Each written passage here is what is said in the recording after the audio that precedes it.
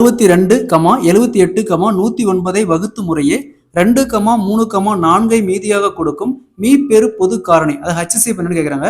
LCM and HCFல இந்த மாடல்ல some கொடுத்தாங்களா? இங்க 62, 78, 109 வகுத்து முறையே 2, 3, 4 மீதின்னு சொல்லியிருக்காங்க.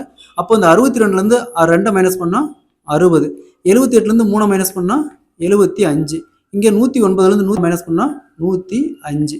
ஸோ நெக்ஸ்ட் இந்த மூணுக்கும் எல்சிஎம் எடுக்கலாம். ஃபர்ஸ்ட் 60க்கு எடுத்துமா 2ஆல் கேன்சல் பண்ணுமா 30, அகைன் 2ஆல் கேன்சல் பண்ணுமா 15, அகைன் 3ஆல் கேன்சல் பண்ணுமா 5, நெக்ஸ்ட் 5 இங்கே 1, நெக்ஸ்ட் 75க்கு 3ஆல் கேன்சல் பண்ணுமா 2 6 5 15, நெக்ஸ்ட் 5ஆல் கேன்சல் பண்ணுமா 5, நெக்ஸ்ட் 5 இங்கே 1, நெக்ஸ்ட் இங்கே 105 3ஆல் கேன்சல் பண்ணுமா 9 5 15, நெக்ஸ்ட் 5ஆல் கேன்சல் பண்ணுமா 7, நெக்ஸ்ட் 7 இங்கே 1, நெக்ஸ்ட் இங்கே பாருங்க 2, 3, ஸோ நெக்ஸ்ட் இங்கே பாருங்க 2, 2, 3, 5, இங்கே 3, 5, 5, நெக்ஸ்ட் இங்கே 3, 5, 7. ஸோ கொஸ்டின் என்ன கேட்குறாங்க?